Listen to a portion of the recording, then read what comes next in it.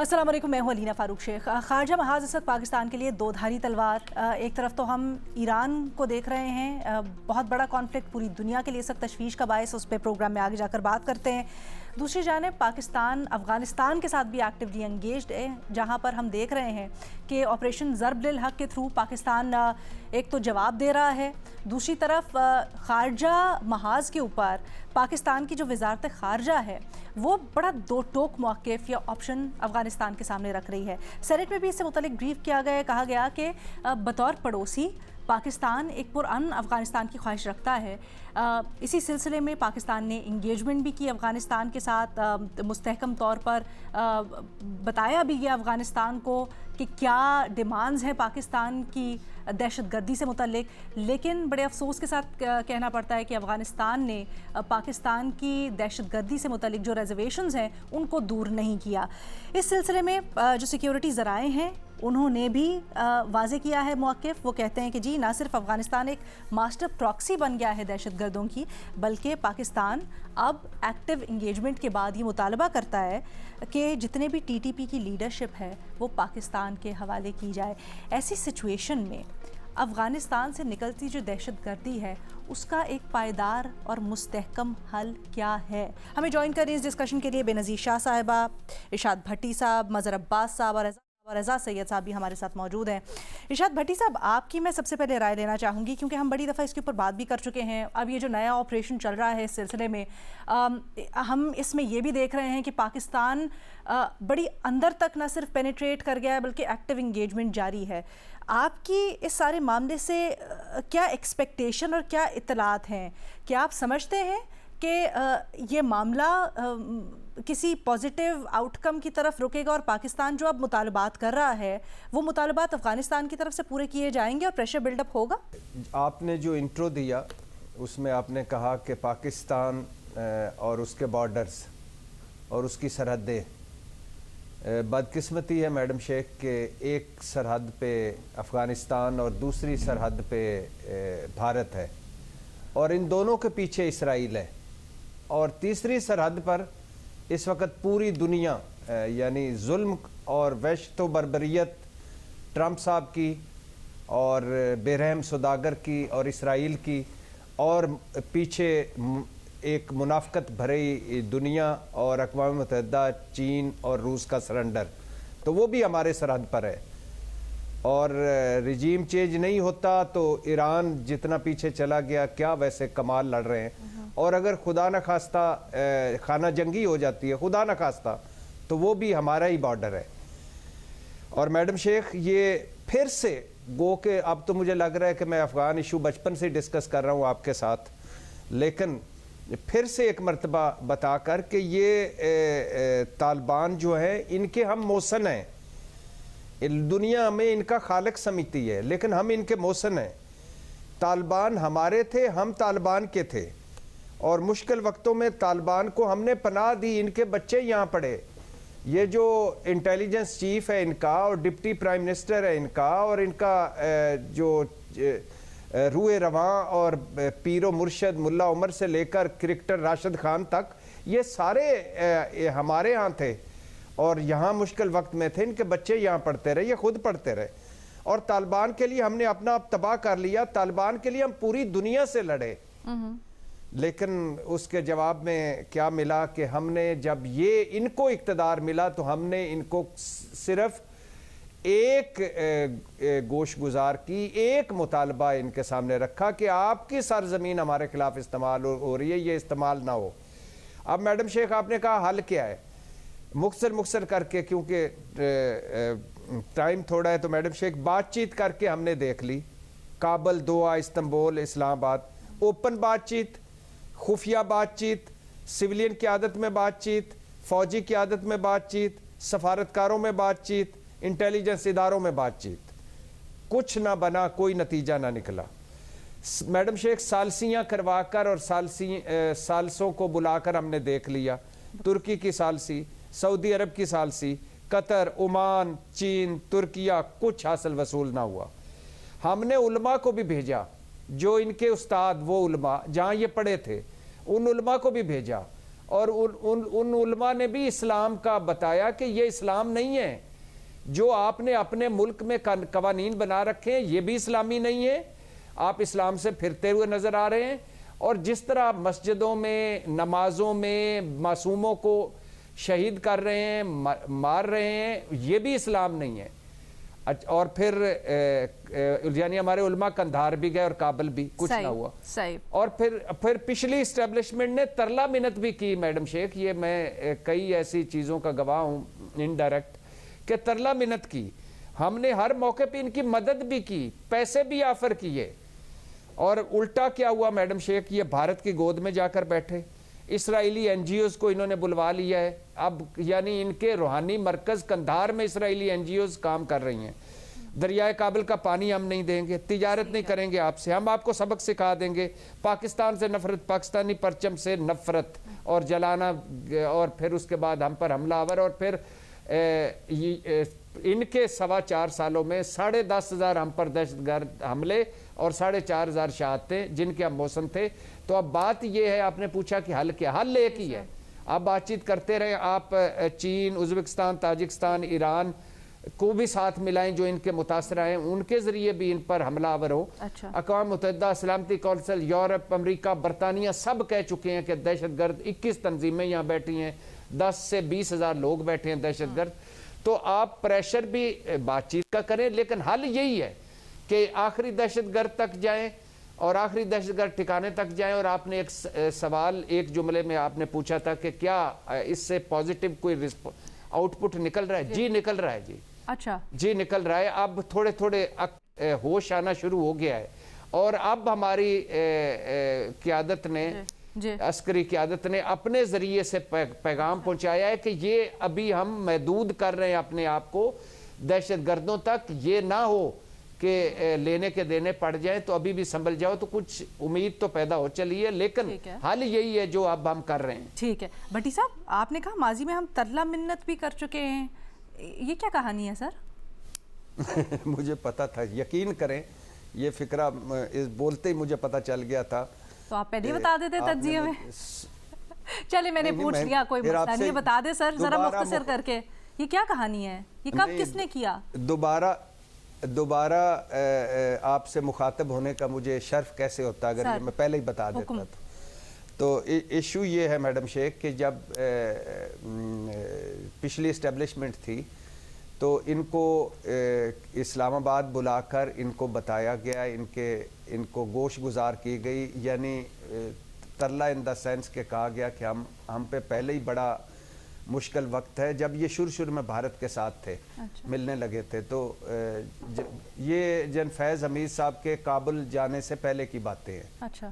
تو یعنی ان کو بلایا کہ اب یہ ہونے جا رہا ہے، آپ اللہ کے فضل و کرم سے کابل پہ آپ دوبارہ جھنڈا لہرانے جا رہے ہیں، آپ کے انڈیا سے ہمیں رابطے پتہ چل رہے ہیں، یہ ثبوت ہیں، تو یہ ہمارا یہ حال ہے، آپ ہمارے دوست ہیں اور یہ مہربانی کر کے نہ کیجئے گا۔ اور پھر جب کابل گئے فیض حمید صاحب تو پھر بھی انہوں نے کہا کہ اسلام کے واسطے، دین کے واسطے، پرانی چیزوں کے واسطے کہ یہ نہ کریں ہم، اور ہمیں پتہ چل رہا ہے، ثبوت ہے ہمارے پاس کہ آپ ادھر رابطوں میں ہیں، تو خدا کے لیے یہ نہ کریں ہم، اور ہمیں ایک اور مشکل میں نہ ڈالیں۔ تو وعدے وعید بڑے کیے، اور پھر ادھر جو مری میں میٹنگ ہوئی اس میں بھی وعدے وعید بڑے ہوئے، اور ہم نے بڑی عاجزانہ طور پہ یعنی ان کو کہا کہ آپ ہمارے بھائی ہیں، دوست ہیں، اب اس طرح نہ کیجئے گا، لیکن نہیں مانے۔ Interesting, I really want to indulge more in this, لیکن ذرا واپس سوال کے اوپر آتے ہیں، ٹائم بچا تو پھر بھٹی صاحب سے اس کی مزید تفصیلات اور سوالات بھی کریں گے۔ اعزاز سید صاحب، آپ کہیے گا سر اس وقت جو سچویشن ایٹ ہینڈ ہے، سیکیورٹی ذرائع سے دعویٰ ہو رہا ہے کہ پاکستان کہتا ہے کہ ٹی ٹی پی لیڈرشپ ہمارے حوالے کریں، آپ اس مطالبے کو کیسے دیکھتے ہیں؟ اس وقت جو پاکستان آپریشن کر رہا ہے اس کا افغانستان سے رسپانس کیا آ رہا ہے؟ کیا دباؤ کی پوزیشن ہے؟ دیکھیے، پہلی بات تو یہ ہے کہ ہمیں ایک بات سمجھنی چاہیے کہ افغانستان میں طالبان عسکریت پسندوں کی حکومت ہے، افغانستان طالبان نہیں ہے۔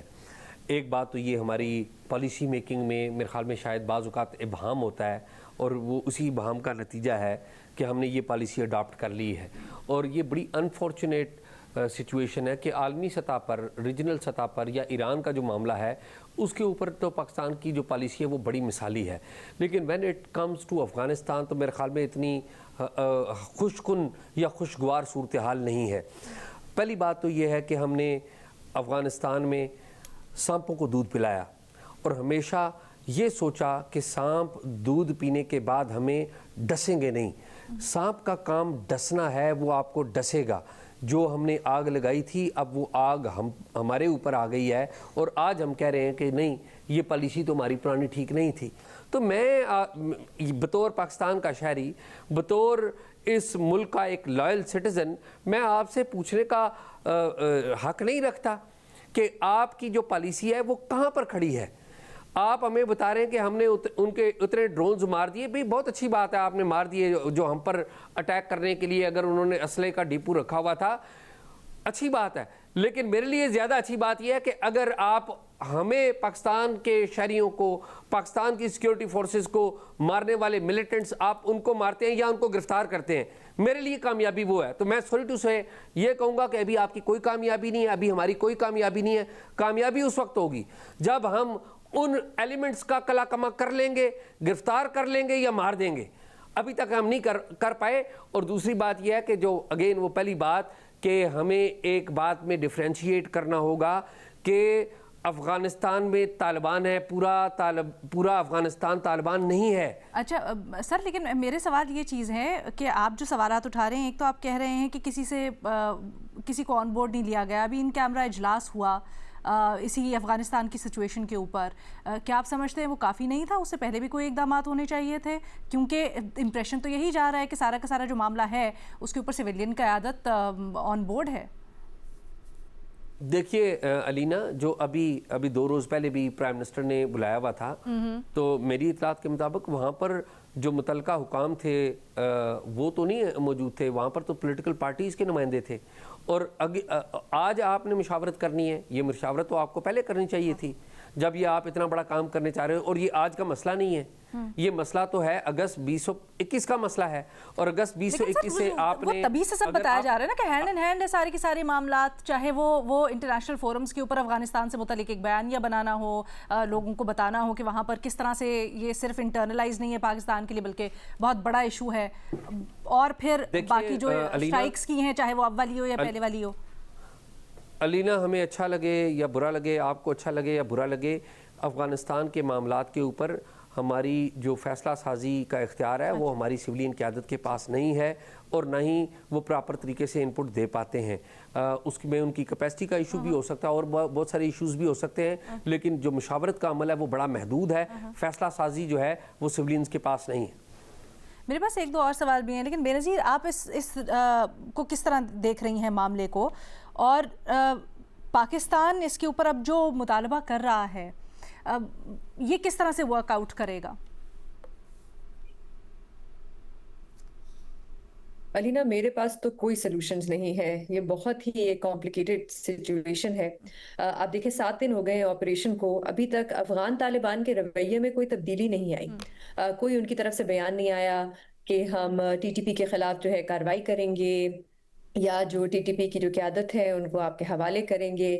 اس کے بعد جو دوسرا آپشن ہوتا ہے جو ہم نے پہلے بھی استعمال کیا ہے وہ ہے کہ انٹرنیشنل جو دوسرے ممالک ہیں ان کے ذریعے ہم میڈیشن کریں، وہ بھی اب ہمارے پاس اس وقت کوئی خاص آپشن نہیں ہے۔ اس وقت پوری دنیا کی توجہ جو ہے وہ ایران اور جو امریکہ کی جو جنگ ہے اس پہ ہے، تو وہ بھی ایک آپشن نہیں ہے۔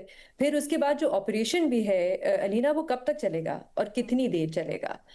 ابھی دنیا میں جیسے قطر کے جو منسٹر آف انرجی ہیں وہ کہہ رہے تھے کہ پوری دنیا کی جو معیشت ہے اس کو نقصان ہونے جا رہا ہے جنگ کی وجہ سے جو ایران اور امریکہ کی ہے، تو ہم کتنی دیر آپریشن چلائیں گے؟ کبھی نہ کبھی تو آپریشن بند ہوگا، اس کے بعد کیا ہوگا؟ کیا دہشت گردی کے واقعات جو ہیں وہ ملک میں بڑھ جائیں گے؟ اس کا ہمارے لیے کیا ہماری اسٹریٹجی ہے؟ مجھے جیسے اعزاز بھی کہہ رہے تھے، مجھے اینڈ گول نہیں پتا ہمارا کیا ہے، اس لیے بڑا کہنا مشکل ہے کہ ہم حاصل کیسے کریں گے جو بھی ہم حاصل کرنا چاہ رہے ہیں۔ ہمارا اینڈ گول کیا ہے؟ کیا ہمیں ایٹ سم پوائنٹ بات چیت دوبارہ شروع کرنی پڑے گی. بات چیت کریں گے تو کس بات پہ کریں گے, کیونکہ اس وقت تک تو افغان طالبان جو ہے ان کے رویے میں کوئی تبدیلی نہیں آئی. لیکن میں یہ ضرور کہوں گی کہ پاکستان کے لیے یہ ایک بہت مشکل فیصلہ تھا, کیونکہ میں دیکھ رہی تھی کہ بہت سے کمپیریزنز ہو رہے ہیں اس وقت جو پاکستان کا آپریشن ہے افغانستان میں ایران کے ساتھ, جو امریکہ اور اسرائیل ایران میں کر رہے ہیں. میری رائے میں پاکستان نے ہر آپشن جو تھی وہ ایگزاسٹ کرنے کے بعد یہ فیصلہ لیا ہے. ہم نے بائیلیٹرلی بھی ان سے بات کر کے دیکھ لی, ہم نے دوسرے ممالک کے ذریعے بھی ان سے بات کر کے دیکھ لی, کوئی فرق نہیں پڑا. اب ٹرکی کو, قطر کو, چائنا کو اس میں ہم نے ثالثی کے کردار انہوں نے ادا کیا, پھر بھی کوئی فرق نہیں پڑا. اس وقت مجھے نہیں پتا کہ یہ جو ممالک ہیں وہ اس معاملے میں پڑیں گے یا نہیں پڑیں گے, کیونکہ اس وقت جو ہے وہ پورا جو گلف ممالک ہیں وہ سارے اس وقت نشانے پہ ہیں ایران کے, یا جو بھی جہاں سے بھی حملے ہو رہے ہیں. لیکن علینا مجھے نہیں پتا اس وقت آپ دیکھیں تو رشیا جیسے ممالک بھی جو ہے جو افغان طالبان کے ساتھ تھے, جو ان کو سپورٹ کر رہے تھے, جو پہلا ملک تھا جس نے تسلیم کیا افغان طالبان کی حکومت کو, ان کی طرف سے بھی اب یہ ریکارڈ پہ آ گیا ہے. ان کی بھی رپورٹ آئی ہے کہ 20-25 ہزار جو ہے وہ انٹرنیشنل ٹیررسٹ جو ہے افغانستان میں ہے. یو این کی طرف سے بھی رپورٹ آئی ہے, اب رشیا کی طرف سے آ رہی ہے. ہم نے اس قسم کے ثبوت جو ہے وہ ریکارڈ پہ رکھے ہیں, لیکن پھر بھی کوئی چینج نہیں آیا. تو مجھے نہیں پتا یہ آپریشن کتنی دیر چلے گا یا اس کا کیا حل ہے. ایک بات میں ضرور کہوں گی, آج یو این کی طرف سے ایک رپورٹ آئی ہے جس میں, کیونکہ جب جنگیں ہوتی ہیں بڑا مشکل ہوتا ہے ویریفائی کرنا کہ کون صحیح کہہ رہا ہے, کون جھوٹ بول رہا ہے, جو کیجولٹی نمبرز ہیں وہ صحیح ہیں یا نہیں ہے. یو این نے ویریفائی کیا ہے اور وہ ریکارڈ پہ لائے ہیں کہ جب سے یہ آپریشن شروع ہوا ہے افغانستان میں کوئی 60,000 سے زیادہ لوگ جو ہیں وہ بے گھر ہو گئے ہیں, اور وہاں پہ کافی سویلین کیجولٹیز بھی ہوئی ہیں جس میں زیادہ تر خواتین اور بچے ہیں. تو میں تو صرف یہی کہوں گی, یا میری اپیل ہوگی کہ جو بھی ہم آپریشن کر رہے ہیں, جو بھی سرجیکل سٹرائکس کر رہے ہیں, ٹارگیٹڈ آپریشن کر رہے ہیں, ہماری پوری کوشش ہونی چاہیے کہ سویلین کیجولٹیز نہ ہو اور سویلینز کو نشانہ نہ بنایا جائے. مظہر عباس صاحب, آپ اس کو کس طرح سے دیکھ رہے ہیں؟ خاص کر یہ جو بھی بات ہوئی کہ کلیئرٹی نہیں ہے, خاص کر کہ ہم نے کرنا کیا ہے, کیسے آئے وہ کلیئرٹی؟ نہیں, میرا خیال ہے کلیئرٹی ہے, اور کلیئرٹی بہت سمپل سی ہے. جب افغانستان میں یہ تبدیلی آئی تو پاکستان نے کیا پوزیشن لی؟ پاکستان نے 2 پوزیشن لی. ایک یہ کہ اب چونکہ افغان طالبان کی حکومت وہاں بن گئی ہے, لہٰذا اب افغان مہاجرین کا یہاں رہنا جو ہے وہ جو ہے اس کو واپس, یہ افغان مہاجرین واپس جائیں.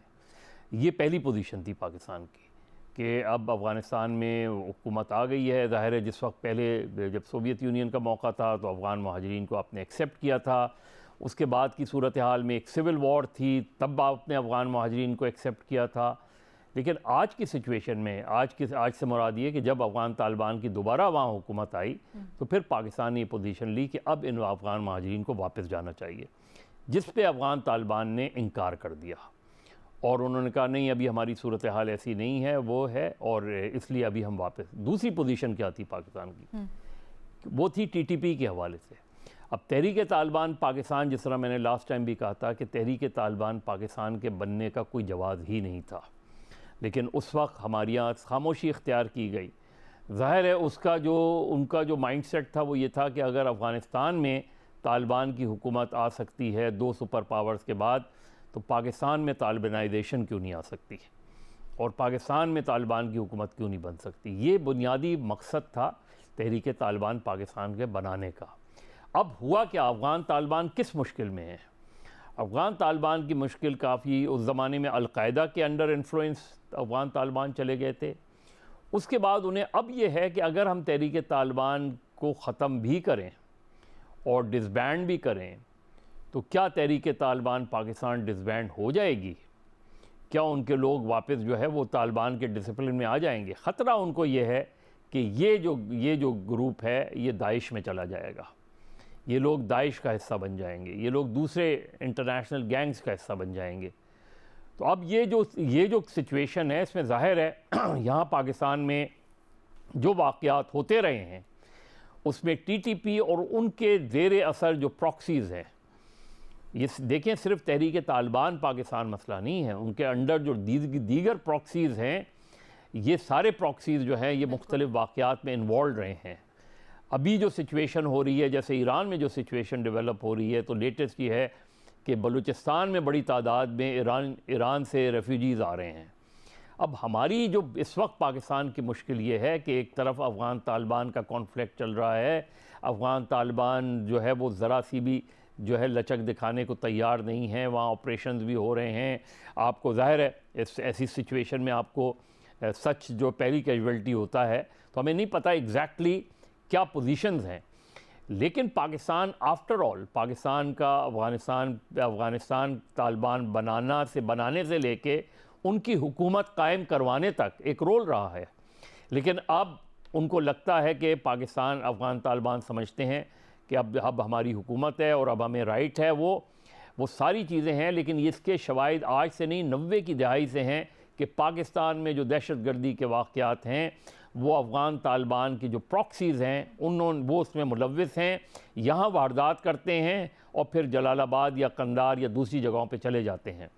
یہ ساری چیزیں جو سچویشنز ہیں یہ بہت، اور کیونکہ اب پچھلے چند سالوں میں سیکیورٹی فورسز جو ہے وہ ٹارگٹ ہونا شروع ہوئی ہے، تو یہ سچویشن اب سیریس ہو گئی ہے اور پاکستان کو یہ لگتا ہے کہ افغان طالبان انڈین پراکسیز بنتے جا رہے ہیں، لہذا اب ان کا وجود جو ہے وہ پاکستان کے لیے ایک ناقابل قبول سا ہوتا جا رہا ہے۔ لہذا یہ جو کانفلکٹ ہے یہ صرف ایک صورت میں حل ہو سکتا ہے، کیسے؟ کہ افغان طالبان کو یہ ریئلائز کروایا جائے، چاہے جس طریقے سے بھی، کہ دس از ناٹ آن، یہ تحریک Taliban Pakistan is not acceptable, تحریک طالبان پاکستان کو ڈسبینڈ کیا جائے، جو لوگ پاکستان میں دہشت گردی کے واقعات میں ملوث ہیں اس کو ہینڈ اوور کیا جائے، اور اگر افغان طالبان یہ سمجھتے ہیں کہ ہم نہیں ہیں تو پھر ہینڈ اوور کیوں نہیں کر رہے؟ کیا سمجھتے ہیں کہ اس وقت جو آپریشن کی اسٹریٹجی ہے وہ درست ہے؟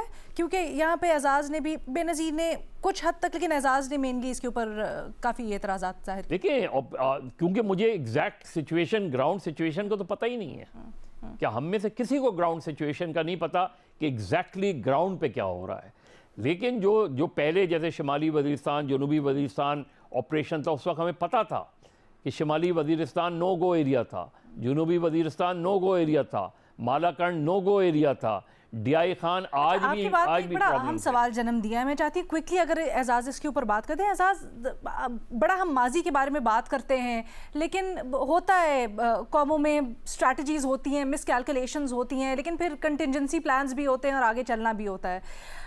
جب ہم نے سب کچھ ساری آپشنز ایگزاسٹ کر کے دیکھ لیں، تب بھی آپ یہ کیوں کہتے ہیں کہ یہ جو اب واحد آپشن بچی ہے اس سے بھی حل نہیں نکلے گا؟ دیکھیے علینا، ابھی 2 روز پہلے میری ایک ایسے پاکستانی امریکن جرنلسٹ سے ملاقات ہوئی جو ابھی کچھ عرصہ پہلے افغانستان میں تھے، وہاں پر چیزیں وہ دیکھ کے آئے، تو میری ان سے بھی بات ہوئی کیونکہ وہ آگے افغان طالبان سے ملاقاتیں کر رہے تھے، تو انہوں نے مجھے ایک بڑی انٹرسٹنگ بات بتائی۔ ان کا کہنا یہ تھا کہ افغان جو طالبان ہیں وہ ابھی تک اسی ایک عسکریت پسند ملیشیا کی طرح بیہیو کرتے ہیں، اور آپ کو پتہ ہے کہ جس وقت افغان طالبان وہاں پر قبضہ کر رہے تھے تو میں 1 ماہ پہلے سے وہاں پر بیٹھا ہوا تھا، جولائی 2021 میں، اور یہ سارا کچھ ہوتے ہوئے ہم نے دیکھا۔ 1 ستمبر کو میں واپس آیا تھا، تو مجھے اس وقت بھی یاد ہے کہ جب ٹریفک جیم ہو جایا کرتا تھا تو جو افغان طالبان ہیں ہوائی فائرنگ کر کے ٹریفک جیم ختم کرنے کی کوشش کرتے تھے۔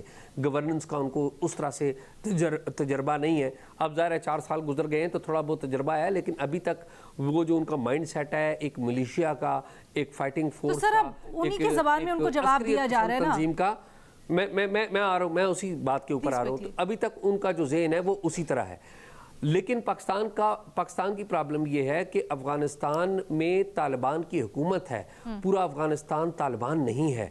ہمیں ان لوگوں کو پوائنٹ آؤٹ کرنا ہے جو پاکستان میں انریسٹ کی وجہ ہے، یا تو پاکستان ان کو گرفتار کرے یا ان کو ایلیمینیٹ کرے۔ اگر ہم یہ ایکسپیکٹ کریں کہ طالبان، یعنی کہ ایک طرف ہم کہتے ہیں کہ طالبان دہشت گرد ہے، یہی ہمارا موقف ہے، اور ساتھ ہی ساتھ کہتے ہیں کہ جی آپ ہمیں دوسرے دہشت گردوں کو حوالہ کریں جو ہمیں مطلوب ہے۔ ایک دہشت گرد دوسرے دہشت گرد کو کیوں حوالہ کرے گا؟ ان کی تو آپس میں الائنمنٹ ہی اتنی ہے، ٹی ٹی پی جو ہے، یہ تو اب ہم نے بائیفیکیشن کر لی ہے نا معذرت کے ساتھ۔ ہم کہتے ہیں افغان طالبان نہیں، جو ٹی ٹی پی یا پھر دہشت گردوں کی معاونت کر رہے ہیں وہ فتنہ الخوارج ہیں۔ افغان طالبان خود اس ٹی ٹی پی کی معاونت کرتے ہیں, وہ انہیں اپنا بھائی سمجھتے ہیں. جب جیلیں انہوں نے کھولی تھی اگست 2021 میں, انہوں نے کہا تھا کہ یہ ہمارے بھائی ہیں. اور افغان طالبان, یاد رکھیے کہ جو ٹی ٹی پی کا سربراہ ہوتا ہے وہ اس وقت تک ٹی ٹی پی کا سربراہ مکمل طور پر اسرٹ ہی نہیں کر سکتا جب وہ افغان طالبان کے امیر کے ہاتھ میں بیعت نہیں کرتا. تو یہ ون کوائن کے دو حصے ہیں, اور ہمیں یہی ہمیشہ غلط فہمی رہی کہ یہ ہماری جو پالیسی میکرز تھے یہ کہتے رہے نہیں وہ جو طالبان ہیں وہ تو بڑے اچھے ہیں, یہ خراب ہے. ارشاد بھٹی صاحب. جی میڈم شیخ, پہلی بات تو یہ ہے کہ بالکل انٹیلیجنس بیسڈ آپریشن ہو رہے تھے. دوسری بات یہ ہے کہ بالکل اس میں ہم نے شور نہیں مچایا. تیسری بات یہ ہے کہ ہماری افغانستان سے یا افغان عوام سے کوئی دشمنی نہیں, یہ بار بار ہماری طرف سے ان کو میسیج کنوے کیا گیا. اور جب انہوں نے ہم پر حملہ کیا اور 15 سیکٹرز میں 53 مقامات پر حملہ کیا تو اس کا جواب یہ دیا, اور یہ جواب پھر بنتا تھا, دینا تھا. اور اس میں کوئی جو میرا بھائی کسی دن ہم بحث کر لیں گے, یہ مجھے سمجھ ویسے ابھی تک نہیں آئی کہ یہ کہنا کیا چاہ رہے تھے, لیکن بہرحال انٹیلیجنس بیسڈ آپریشن تھے. اور اس کے بعد جب انہوں نے جنگ مسلط کی, ایک طرح سے ہم پر حملہ آور ہوئے تو اس کا جواب دیا. اور تیسری بات یہ ہے کہ بہت دفعہ یہی باتیں جو میرا بھائی کہہ رہا ہے یہ بہت دفعہ کنوے ہو چکی ہیں ان کو, اور کچھ نہیں نکلا اس وہ جو کہہ رہے ہاں جی. اور آخری بات کہہ رہے ہیں کہ دہشت گرد کو ہم کہہ رہے ہیں دہشت گرد ہمارے حوالے کر دیں. مانا اس وقت ان میں بہت سارے ایسے ایلیمنٹس موجود ہیں, لیکن اس وقت افغانستان پر ان کی حکومت ہے, اور ہم ان کو صرف کہہ رہے ہیں کہ حوالے سے پہلے ہمارا مطالبہ یہ تھا کہ آپ کی سرزمین ہمارے خلاف استعمال نہ ہو. سمپل اینڈ سادہ. وہ بھی نہیں ہوا تو پھر یہ کرنا پڑا. ٹھیک ہے جی. انفارچونیٹلی یہ بڑا ہی گنجلک معاملہ ہے, اور ہماروں کی آپ نے اس کے اوپر رائے جانی. تھوڑا وقت کم ہے, ایران کا ایشو بھی ڈسکس کرنا ہے, اسی سے جڑا ہوا ہے کم و بیش پاکستان کا, اس کے اندر مزید کردار کیا ہو سکتا ہے اس کو بھی ڈسکس کریں گے, اینڈ لاٹس آف ڈیولپمنٹس ایک تھوڑی سی بریک کے بعد. Welcome back. آپ لوگوں نے سوال بھی بھیجے ہیں, ایران کی بڑی کمپلیکیٹڈ سچویشن بھی ہے, اسی کے اوپر تجزیہ کاروں سے ان کی رائے جانتے ہیں. بھٹی صاحب, سر ٹرمپ صاحب نے رجیم چینج کی جو اس وقت ساری گفتگو ہو رہی ہے کہ خامنائی صاحب کے بعد اگلا کون ہوگا قیادت کرنے والا ایران کا, اس میں اپنا حصہ ڈالا ہے. وہ کہتے ہیں کہ جو نام سامنے آ رہا ہے خامنائی صاحب کے بیٹے کا وہ بھی ان کو ناقابل قبول ہے. کہتے ہیں کہ میری مرضی کے مطابق ایران کا جو سربراہ ہے وہ ہونا چاہیے. عباس عراقچی کہتے ہیں امریکہ کو خبردار کرتے ہوئے کہ ایسا بالکل نہیں ہوگا. یہ بتائیں کیا کسی ملک میں حکومت بدلنے کی بات بین الاقوامی قانون کے مطابق ہے؟ پہلی بات تو یہ ہے کہ بین الاقوامی قانون ہے کہاں, دوسری بات یہ ہے کہ اقوام متحدہ کہاں ہے, تیسری بات یہ ہے کہ اقوام عالم کہاں ہے, چوتھی بات یہ ہے کہ اخلاقیات کہاں ہے, اور پانچویں بات یہ ہے کہ یہ سب جو چیزیں میں نے گنوائی ہیں ان کا ٹرمپ صاحب سے تعلق کیا ہے. میرے ٹرمپ صاحب دماغ کی دہی بنانے والے ٹرمپ صاحب کا اس سے تعلق کیا ہے. یعنی ٹرمپ صاحب کہہ رہے ہیں کہ مجتبی خامنائی صاحب یعنی ان کے والد صاحب کو شہید کر کے, ایرانی قوم کو 2000 کے قریب بے گناہوں کو شہید کر کے, اور اب تو سیولینز مارے جا رہے ہیں, شہید ہو رہے ہیں, سیولینز عمارتیں وہ تباہ ہو رہی ہیں, اسپتال اور فٹ بال گراؤنڈز تک کے حملے آ گئے. تو دنیا کا سب سے بڑا فاشسٹ انسان, دنیا کا سب سے بڑا ظالم انسان کہہ رہا ہے کہ یہ جو فلاں ملک میں فلاں بندہ مجھے قبول نہیں, مار دو, فلاں کو اغوا کر لو, فلاں کو اٹھا لو, اب یہ جو بندہ ہے یہ مجھے قبول نہیں, اس کو ادھر میں نہیں رہنے دینا چاہتا. بہت سارے ملک ہیں جن کو ٹرمپ صاحب آپ قبول نہیں ہیں, تو کیا ہم امریکہ پر حملہ کر دیں, کیا آپ کو وائٹ ہاؤس میں ہم مار دیں, کیا آپ کو وائٹ ہاؤس سے اغوا کر لیں. یعنی ایک سرکی ہوئی سوچ اور پھرا ہوا انسان, اور پوری دنیا کو یہ کوئی اٹھ ہی نہیں رہا, کوئی بات ہی نہیں کر رہا. خدا کے لیے اس کو مل کر روکو یا مل کر اس سے لڑو, ورنہ یہ دنیا تباہ و برباد کر دے گا. بھٹی صاحب, میرا خیال ہے زیادہ امپورٹنٹ سوال یہ ہے کہ کیا امریکہ کا انسٹالڈ کردہ کوئی بندہ یا امریکہ کا منتخب کردہ ایک سربراہ ایرانیوں کے قابل قبول بھی ہوگا؟ نہیں ہوگا میڈم شیخ. کیونکہ لیبیا, باقی جو ممالک ہیں جہاں پر امریکہ نے انسٹال کیے, وہاں پر مختلف حالات ہیں. جی سر. نہیں وہ تو چلو باقی لیبیا چھوڑ دیں، وہاں کیا ہو گیا، عراق چھوڑ دیں، شام چھوڑ دیں، جو ایران بالکل ڈیفرنٹ قوم ہے، وطن پرست لوگ ہیں یہ. ہاں یہ جو خامنائی صاحب کو انہوں نے پہلی اٹیمپٹ میں شہید کیا، وہ سارے ایران کو اب متحد کر گئے. ایران میں اگر یہ سمجھتے ہیں رضا شاہ پہلوی آ جائے گا، امپاسبل. کوئی سمجھتے ہیں کوئی اوپر سے بٹھا دیں گے، امپاسبل. ہاں ایران میں ایک طرح سے رجیم چینج ہو سکتا ہے، وہ اس طرح ہو سکتا ہے کہ اگر ایرانی قیادت اور وہ سارے ایسے بیٹھے اور کوئی تھوڑے سے بہتر ماڈریٹ بندے کو آگے لے آئیں. وہ بھی امریکی نہیں ہوگا ان حالات میں. تو یہ ٹرمپ صاحب کی گلے کی ہڈی بن گیا ہے یہ سارا کچھ. اور $2 ارب کا تو کل تک نقصان تھا، $56 ارب کا ٹورزم کا نقصان ہے اس خطے کا، اور باقی جو صورتحال بن رہی ہے یہ لگ پتہ جائے گا. اور انسانی جان کا تو کوئی متبادل ہی نہیں سر، اس کو تو جمع خاطر بھی نہیں. ابھی تو یہ چھٹا ہے، 7واں روز ہے جنگ کا، ابھی تو بڑے محتاط اندازے لگائے جا رہے ہیں. تھینک یو سو مچ بھٹی صاحب. اعزاز سید صاحب، آپ سے بڑے اہم ایشو کے بارے میں پوچھا جا رہا ہے سر. ایک ویڈیو سامنے آئی ہے بنو کے علاقے ڈومیل کی، جس میں ایک کم عمر بچی پر تشدد کیا جا رہا ہے. عسکریت پسند اس طرح کے لوگوں کو سزا دے رہے ہیں. ویڈیو منظر عام پر آئے 48 گھنٹے ہو گئے ہیں، ابھی تک کوئی ایکشن نہیں ہوا. اس سے متعلق آپ کے پاس کیا تفصیلات ہیں سر، اور وجہ کیا ہے ایکشن نہ ہونے کی؟ علینا، سب سے پہلے تو یہ کہ اس ویڈیو سے بات کرنے سے پہلے میں ایران میں موجود پاکستان کے سفیر اور پاکستان کا تقریباً 50 افراد پر مشتمل سفارتی عملہ ہے، اس کے بارے میں کہنا چاہوں گا کہ وہ اس وقت بڑی مشکل میں ہیں اور پاکستان کے لیے وہ وہاں پر کام کر رہے ہیں.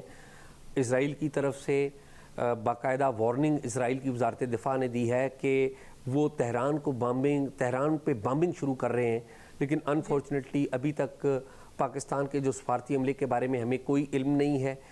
وہ بڑے مشکل وقت میں پاکستان کے لیے کام کر رہے ہیں. ان کی جتنی عزت کی جائے کم ہے، لیکن میرے خیال میں ان کو ایویکویٹ کیا جانا چاہیے وہاں پر، یا پھر انہیں چین یا رشیا یا ٹرکیا، یہ 3 بڑی ایمبیسیز ہیں، ان میں بات کر کے منتقل کیا جانا چاہیے. پہلی بات تو یہ. دوسری بات یہ جو آپ نے ویڈیو کے بارے میں بات کی، یہ بڑی افسوسناک بات ہے کہ پاکستان میں ابھی تک یہ عناصر موجود ہیں.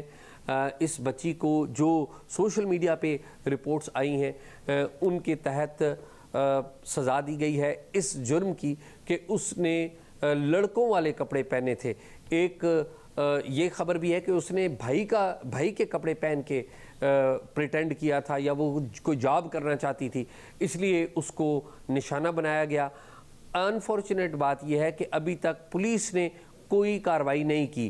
جو پولیس حکام سے بات ہوتی ہے یا مقامی وہاں پر لوگوں سے بات ہوتی ہے تو وہ یہ کہتے ہیں کہ چونکہ کمپلیننٹ کوئی نہیں ہے اس لیے کارروائی نہیں ہو سکتی. اب معاملہ یہ ہے کہ یہ معاملہ ریاست کا ہے، یہ معاملہ کسی فرد کا نہیں ہے. ریاست کو اس پہ کارروائی کرنا چاہیے، لیکن وہاں پر خیبر پختونخوا میں صورتحال یہ ہو چکی ہوئی ہے کہ ریاست اور ریاست کی نمائندہ جو سب سے اہم ادارہ ہے پولیس، وہ بے بس ہو چکا ہے. ملیٹنسی اتنے عروج پہ پہنچ چکی ہوئی ہے کہ شام 6 بجے کے بعد وہاں پر پولیس کی اور قانون نافذ کرنے والے اداروں کی حکمرانی نہیں ہے. اس پلیٹ فارم سے نہ صرف ہم صوبائی حکومت بلکہ ہم وفاقی حکومت سے بھی اپیل کرتے ہیں کہ جی جس طرح اعزاز صاحب بتا رہے ہیں ابھی تک اس کے اوپر مقدمہ درج نہیں ہوا کیونکہ کہا جا رہا ہے کوئی مدعی سامنے نہیں آیا، تو ریاست بنتی ہے اس کا نوٹس لیا جائے گا اور اس معاملے کو دیکھا جائے گا. ایک چھوٹی سی بریک لیتے ہیں، بریک کے بعد واپس ویلکم بیک. بے نظیر، وال اسٹریٹ جرنل میں آج ایک خبر اوپینین پیس چھپا ہے جس میں کہا جا رہا ہے کہ ایران کے کمزور ہونے کے بعد ترکیے کو روکا جانا چاہیے. سوال ہو رہا ہے کہ کیا واقعی مغرب کو خدشہ ہے کہ ایران کے بعد ایک نئی طاقت ترکیے کی صورت میں ابھر سکتی ہے؟ امریکہ سے زیادہ اسرائیل کو جو ہے وہ ترکی سے کافی دیر سے مسئلہ ہے. یہ تو وال اسٹریٹ جرنل میں اب آیا ہے. جو اسرائیل کے سابق وزیر اعظم ہیں ان کی بڑی فیمس تقریر تھی، ابھی کچھ ہفتوں پہلے آئی تھی، جس میں انہوں نے کہا کہ Turkey is the next Iran. اور انہوں نے کہا کہ ٹرکی اور قطر جو ہیں وہ مل کے اپنا انفلوئنس بڑھا رہے ہیں سیریا میں اور غازہ میں، اور ہمارے آس پاس ہمیں چوک کرنے کی کوشش کر رہے ہیں، اسرائیل کو چوک کرنے کی کوشش کر رہے ہیں. انہوں نے یہ بھی کہا کہ ایک شیعہ ایکسس تو ہم نے ختم کر دیں گے ہم جو ایران ہے، ایک سنی ایکسس بھی بن رہا ہے دنیا میں، اور وہ سنی ایکسس انہوں نے کہا وہ ہے ٹرکی، وہ ہے سعودی عربیہ، اور اس میں نیوکلیئر پاکستان بھی شامل ہے۔ تو یہ ہے کافی دیر سے، بلکہ ایک دفعہ پہلے بھی میں نے اس پروگرام پہ بتایا تھا کہ جو اسرائیلی اخبار ہیں اس میں کافی دیر سے اوپیڈز اور بلاگز آ رہے تھے کہ قطر جو ہے وہ بھی ایران کی طرح اب اپنا ریجنلی جو ہے انفلوئنس بڑھا رہا ہے، اور ہمیں ان سے بہت خطرہ ہے اسرائیل کو۔ تو یہ اسرائیل کی سوچ ہے جو اب ہم امریکی اخباروں میں دیکھ رہے ہیں۔ تو میں لینا، میرے خیال سے اب سچویشن کچھ ایسی ہے کہ لگتا نہیں ہے کہ یہ جو معاملہ ہے، یہ ایران کی جنگ اگر کل ختم بھی ہو گئی، مجھے نہیں لگتا کہ یہ معاملہ ایران پہ رکے گا۔ اب میرے خیال سے وہ جو گریٹر اسرائیل کی جو باتیں ہیں جو بڑی کھل کے کی جا رہی ہیں، اور مذہب کا بھی اس میں استعمال کیا جا رہا ہے، وہ اب میرے خیال سے اس پہ اب کام شاید شروع ہو جائے گا۔ میرے خیال سے ایک کے بعد ایک ہم جنگ دیکھیں گے۔ ایک آخری بات، ہم اس وقت مڈل ایسٹ کی بات کر رہے ہیں، ڈونلڈ ٹرمپ تو یہ بھی کہہ رہے ہیں کہ ایران کے بعد میں کیوبا کے پیچھے بھی جاؤں گا، وہاں پہ بھی میں نے حکومت بدلنی ہے۔ تو مجھے لگتا ہے کہ وہ کسی نے بلکہ ٹویٹر پہ اس نے لکھا کہ یہ جو انٹرنیشنل لاء کی کتاب پڑھی ہے میرے پاس، میں سوچ رہی ہوں اس کو فکشن کے سیکشن میں رکھ دوں کیونکہ اس کی کوئی خاص اہمیت نہیں ہے۔ تو اس وقت ابھی لگ تو یہی رہا ہے کہ ایک کے بعد ایک جو ہے وہ، اچھا لیکن ایک چیز ہے ترکیے کے معاملے پہ، if I could briefly بے نظیر، ترکیے کا معاملہ تھوڑا مختلف ہے، نیٹو اتحادی ہے امریکہ کا، کیا آپ کو لگتا ہے کہ یہ کوئی فرق پڑتا ہے اس سے یا پڑے گا اس سے؟ علینا بڑا انٹرسٹنگ سوال ہے، مجھے نہیں پتا آگے جا کے کس طرح وہ کاؤنٹر کریں گے ٹرکی کو۔ میرے خیال سے ڈائریکٹ حملہ تو نہیں کیا جا سکتا ٹرکی پہ، بالکل آپ نے کہا نیٹو کا ممبر ہے، آرٹیکل 5 جو ہے وہ ٹریگر ہو جاتا ہے، لیکن اس وقت جو ہے نیٹو بالکل امریکہ کے ہاتھ میں ہے۔ آپ نے دیکھا ہے وہ جو نیٹو کے چیف ہے وہ کس طرح ڈونلڈ ٹرمپ کے ساتھ پیش آ رہے تھے، اور ان کو فنڈنگ کی ضرورت ہے۔ تو دیکھنا پڑے گا آگے جا کے کیا ہوتا ہے، لیکن کچھ لگتا ہے کہ پلان یہی ہے کہ اب ٹرکی ہے، پھر قطر ہے، پھر سعودی عربیہ ہے، اور آہستہ آہستہ گریٹر اسرائیل کی طرف جایا جائے گا۔ بہت ہی تشویشناک ہے۔ تھینک یو سو مچ بے نظیر، اور بڑی عجیب و غریب بات ہے، ایک زمانہ ہوتا تھا ہم ان سب کو کنسپریسی تھیریز کہتے تھے اور کہتے تھے کہ شاید فکشن ہے، لیکن اب وہ کنسپریسی تھیریز ساری کی ساری حقیقت میں ہمارے سامنے ہوتی ہوئی ہمیں نظر آ رہی ہیں۔ ود دیٹ مظہر عباس صاحب، ایران اسرائیل جنگ میں بھارت کی بڑی معنی خیز خاموشی دیکھنے میں آ رہی ہے۔ وہی بھارت جو کہ ایران کے بڑے قریب سمجھا جاتا تھا ایک وقت میں، ابھی جو بحری جہاز تھا ایرانی جس کو مشقوں کے لیے بلایا تھا بھارت میں، اس کو شری لنکن واٹرز میں نشانہ بنایا گیا امریکہ کی طرف سے، بھارت نے کوئی ریاکشن نہیں دیا، جس کے اوپر ریاکشن بھی آ رہا ہے، پوری دنیا سے تنقید کی جا رہی ہے بھارت کے اندر سے بھارت کے اوپر۔ پھر ایک اور بڑا انسینٹیو ہوا ہے، امریکہ نے بھارت کو روس سے ٹیمپریریلی تیل خریدنے کی اجازت دے دی ہے۔